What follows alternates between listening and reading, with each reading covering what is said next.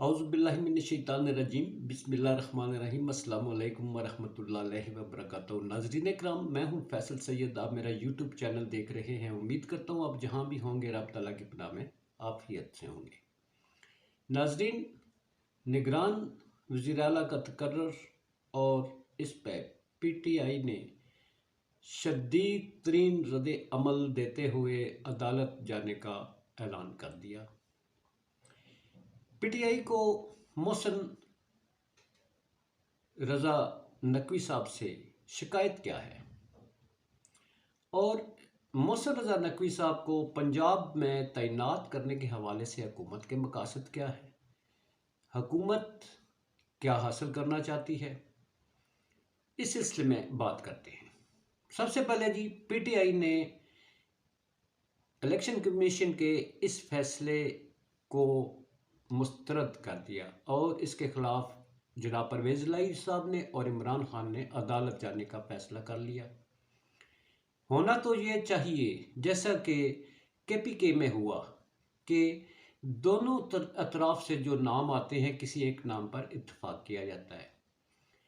اب ہونا تو یہاں بھی یہی چاہیے تھا کہ دونوں اطراف سے جو نام آئے ہیں، جو ایک غیر متنازع نام ہوتا، اس پر اتفاق رائے سے فیصلہ ہو جاتا کہ نگران وزیر اعلیٰ کون ہوگا۔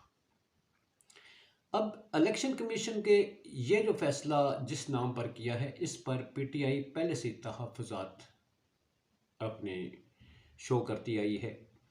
محسن رضا نقوی پر جہاں پی ٹی آئی کے بہت بڑے تحفظات ہیں، وہاں یہ بھی ہے کہ جو عمران خان صاحب کے خلاف عدم اعتماد کی تحریک لائی گئی تھی، جس کے نتیجے میں ان کی گورنمنٹ ختم کی گئی، اس میں بھی محسن رضا نقوی صاحب کا بہت بڑا ہاتھ ہے۔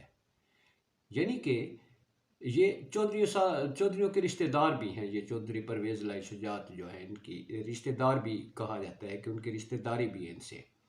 تو انہوں نے چودھری شجاعت صاحب کو نون لیگ کا ساتھ دینے پر آمادہ کیا تھا، جس کے نتیجے میں عدم اعتماد کامیاب ہوئی اور یہ گورنمنٹ بنی۔ اب صورتحال یہ ہے کہ گورنمنٹ کیا حاصل کرنا چاہتی ہے۔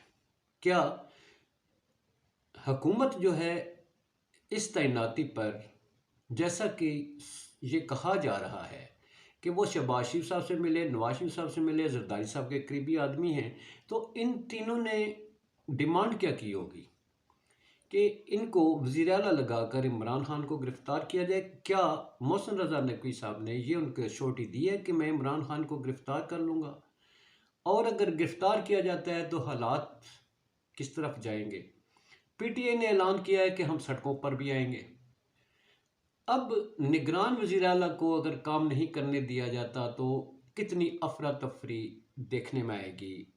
یہ پی ٹی آئی سڑکوں پر آتی ہے، گرفتاریاں ہوتی ہیں، قیادت گرفتار ہوگی، اور یعنی ملک کو ایک جیسا کہ انہیں سیٹ پر بیٹھتے ہی اپنے کام کرنے دیا جاتا، انہیں الجھا دیا جائے گا، وہ کام نہیں کر پائیں گے۔ تو ایسی تعیناتی جس پر اتنا بڑا ایک ہنگامہ شروع ہو جائے، اس کا میرا خیال ہے فائدے کی بجائے نقصان ہوگا۔ دوسرا کیا حکومت حاصل کرنا چاہتی ہے کہ پنجاب کہ پولیس کے جو اعلیٰ افسر ہیں ڈوگر صاحب، ان کی نگرانی میں عمران خان پر قاتلانہ حملے کی تفتیش ہو رہی تھی، کیا اس تفتیش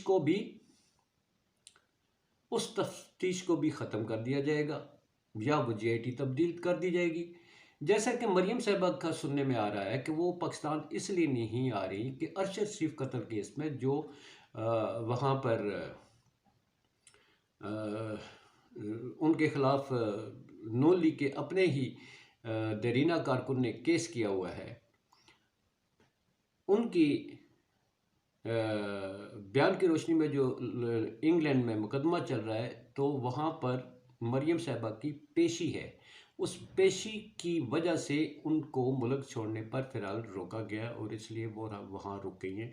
اسی طرح ارشد شریف قتل کیس بہت ہی اہمیت کا عمل ہے، تو کیا پنجاب میں جو یہ اسی طرح عمران خان صاحب کا بہت اہم کیس ہے، تو اس پر بھی کیا وہ نام جو ہر جگہ سامنے آ رہے ہیں وہی نام شامل ہوں گے؟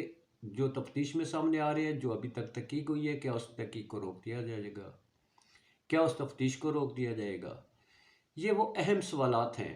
اور کیا آنے والے الیکشن میں یہ نگران سیٹ اپ جو بنایا جائے گا، جو نگران وزیر اعلیٰ کی زیر قیادت ہوگا، وہ سیٹ اپ کس طرح کرایا جائے گا؟ کون سے لوگ ہوں گے جو پنجاب کی داخلہ کو، قانون کو، پھر باقی امور کو چلائیں گے؟ وہ کیا وہ غیر جانبدار ہوں گے؟ کیا یہ پنجاب کی جو گورنمنٹ ہے غیر جانبداری سے کام کرے گی؟ کیا ان کے ذمہ یہ بھی کام لگایا گیا ہے کہ جو الیکشن ہوں گے، ابھی جو 90 دن میں الیکشن ہونے ہیں صوبائی اسمبلی کے، کہ وہاں بھی محسن نقوی صاحب ایک اہم رول ادا کریں، جس میں کہ پی ٹی آئی کی قیادت کو پہلے گرفتار کر کے نکڑ لائن لگایا جائے، اور اس کے بعد پیپلز پارٹی اور نون لیگ کے لیے راہ ہموار کی جائے، پھر ایسی اوپر انتظامیہ لگائی جائے جو الیکشنوں پر اثر انداز ہو سکے۔